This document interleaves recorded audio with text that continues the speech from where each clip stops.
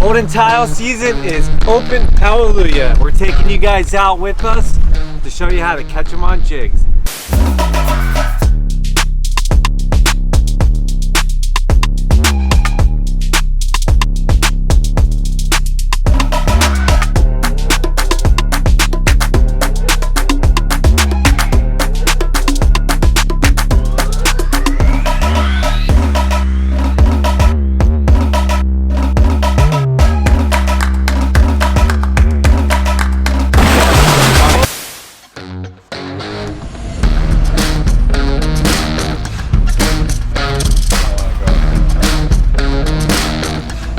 Well guys, day number 2 in a row, we have flat seas on the Atlantic, which is fantastic because it's been howling all winter long and we've been just dying to get out here. Definitely got some great weather. We got a 2-day window. We've got a pretty cool plan for the day. We're gonna go out deep. We're gonna see if we can't find some tiles, find some black belly rosefish. Then we're gonna come into that 200 to 400 range. We're just gonna drift, cut the engine, see if we can't find some tunas. And we're taking you guys with us. Let's go.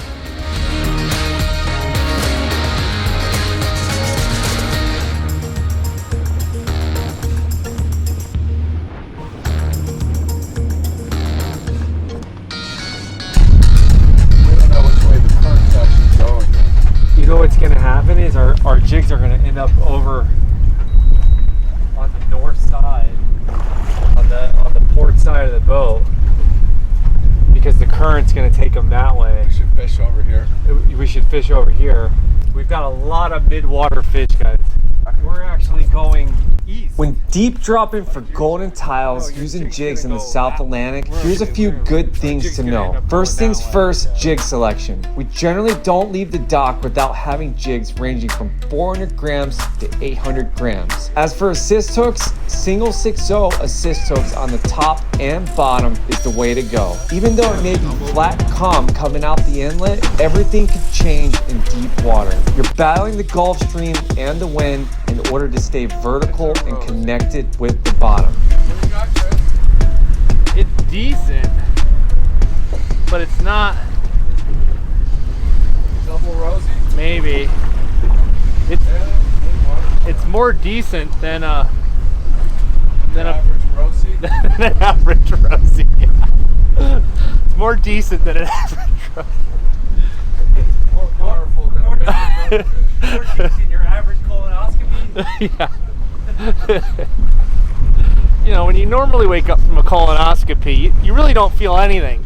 But this is like waking up from a colonoscopy and feeling a little something.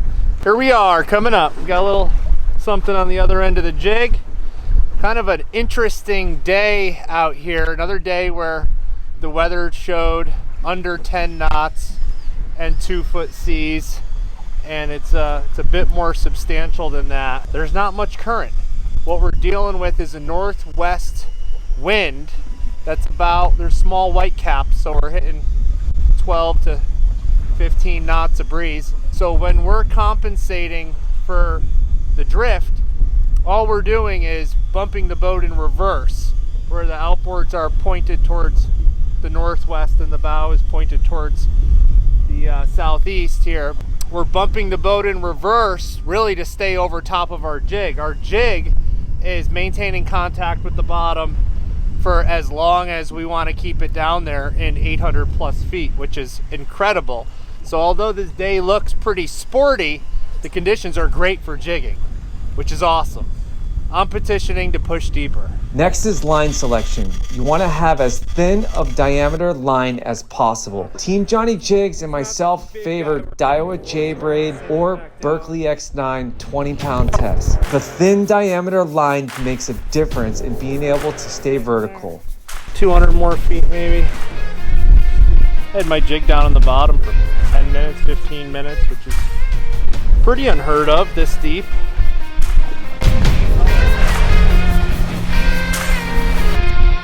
Yeah, dude!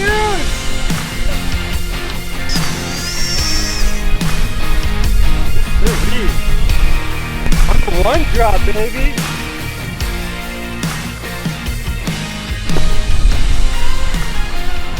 Alright. We had a decent golden tile here, 8 to 10 pounds. I thought he was going to be a little smaller this, but it was a nice bottom bump. There, you got to be careful of these guys when you're holding them up for a picture. They like to thrash around on you after they're out of the water for a little bit. But check out this hook set. I got a top hook just buried in his top lip, and then I have the bottom hook, which is one of our new hooks we're coming out with, just tucked right here on his gill plate. So he is very secure using a 520 gold 1-drop. Both these guys put all glows on, so I was putting an all glow on, and when I saw them doing that, I'm like, let me do something different. Golden tile, golden jig, baby. Bottom? No, you gotta play it like a fish right now. Play it like a fish.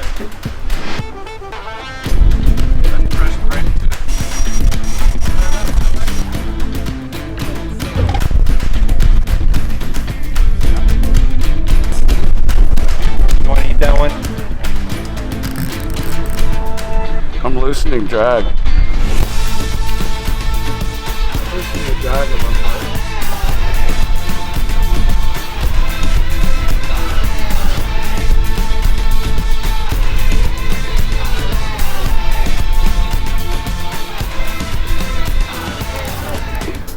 I think it's bottom.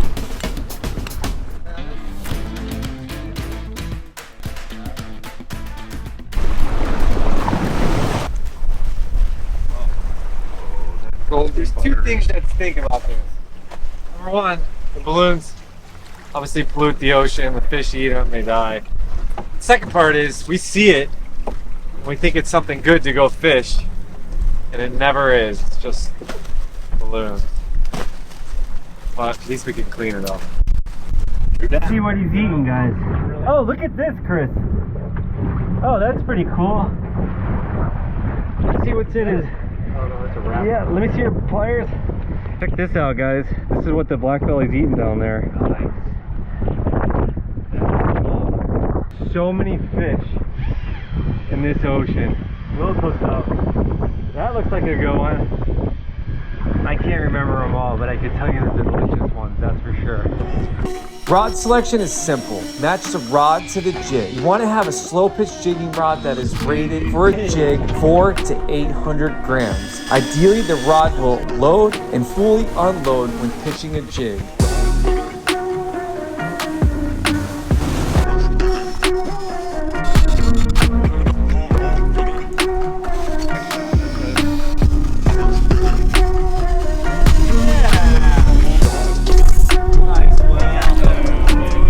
One more, we're limiting it out, boys.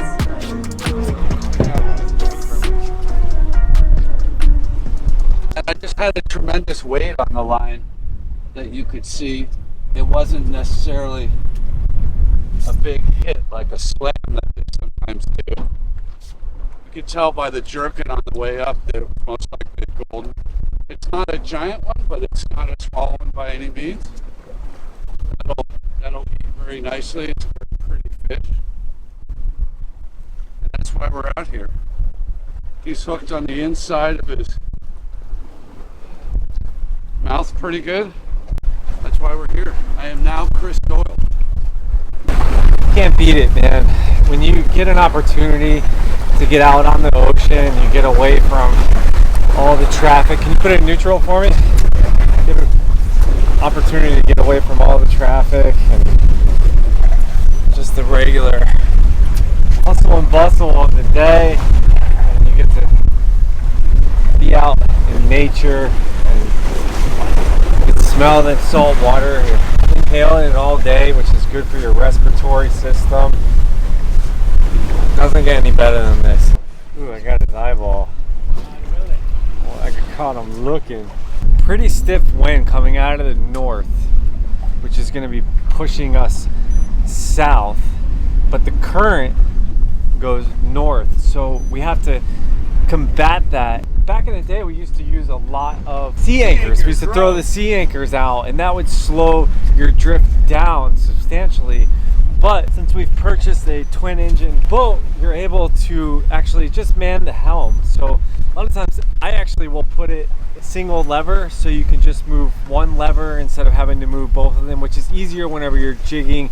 You're not having to use two levers, you could use just one. So see, I'm just putting it in neutral now. So really I'm just paying attention to our lines, and if our lines are straight up and down, then I feel pretty good about the fact that we're as vertical as we possibly can be. Or I can be up here and I can go, John, little reverse, please. That's right. You have to take into account that the current can also be putting a belly in your line as you're going out. So once you reel up for the first time and really get tight to that jig, it really tells you which direction your line is going. Sea anchors are nice though, because you don't have to worry about helming the boat. You know, one guy, we're all fishing, John's reaching over to man the controls every minute, which, you know, can be annoying because he's trying to fish. I can't tell you how many bites I've seen him get while he's reached over, you know, with his hand on the controls. It could be annoying. Sea anchors, set it and forget it. What you have to do is, though, then you have to deal with the sea anchor being in the water. We've had tuna and bonita swim into the drogue before. You know, getting under the line can be a risky scenario. I'm sure that's happened to a lot of you watching with sea anchors out. So honestly, dealing with working the controls kind of seems to be easier, and you have the ability to have more control over where you need the boat to go, where the sea anchor just makes you, you know, slows down the wind drift. We use a range of reels on the water. The main thing you're looking for is a true slow pitch jigging reel with a narrow spool that can hold 600 yards of 20-pound test. So you're locked and loaded with a 500-gram Johnny jig and you're ready to drop. As your jig descends, you apply pressure to the spool in order to keep the jig vertical and fall faster. Just a little bit of pressure. Depending on the conditions, it's not a bad idea to stop at about 3/4 or halfway down and give a few cranks just to reduce the belly in your line. Sometimes you feel a thud and know you hit the bottom, and other times it's as subtle as a slight vibration and slack in the line. It's important to pay attention. Once on the bottom, lift the jig up and allow it to fall back down freely. You can give the handle a few cranks in the process, but be sure to drop back down and connect with the bottom every 10 pitches or so.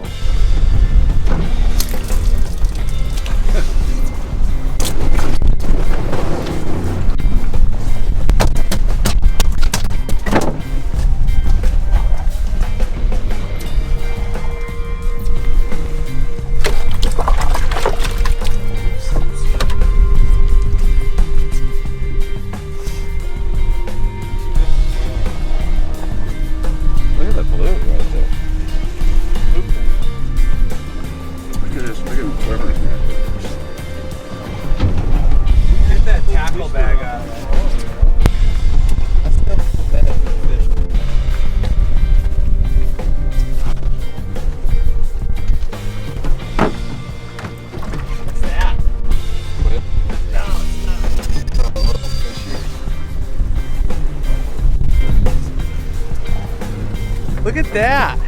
Looks like a little baby tile. Dude, it does. Huh.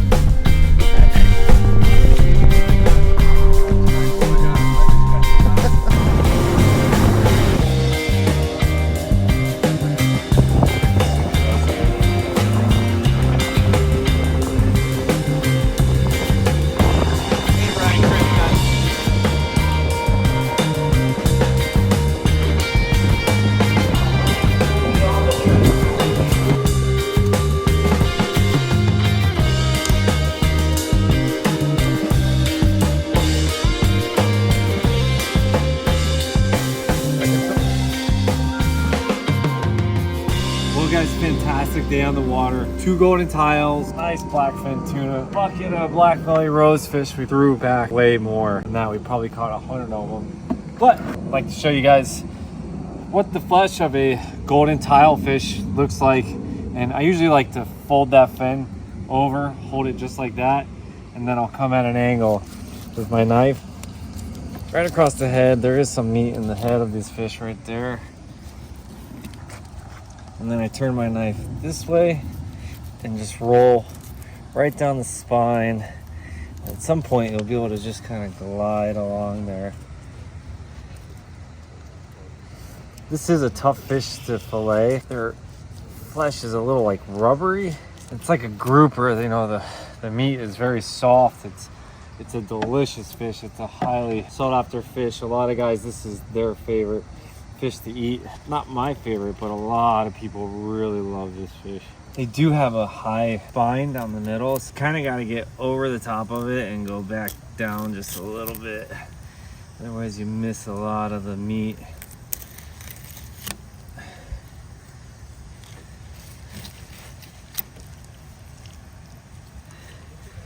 And we'll roll over the rib cage here.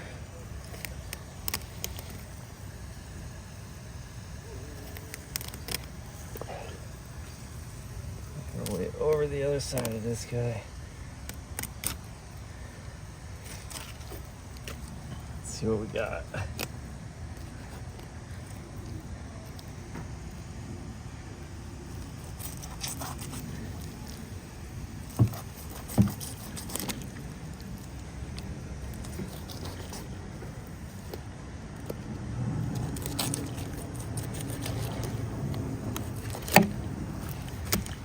Go. Let's take a look at that. It is beautiful. It's got a very nice texture to it, and I've been told that actually you want to wait a couple days before eating this fish, and they say the nitrogen in the fish escapes and it tastes better after a couple days of just leaving it in the refrigerator. So guys, thank you so much for following us on our trip out for golden tiles today. I hope that we gave you a lot of information on how we do it so you can successfully go out there and do it yourself. Thanks for watching. Don't forget to like and subscribe. You can follow us on Facebook and Instagram. We're putting out some TikToks as well. And don't forget to jig on.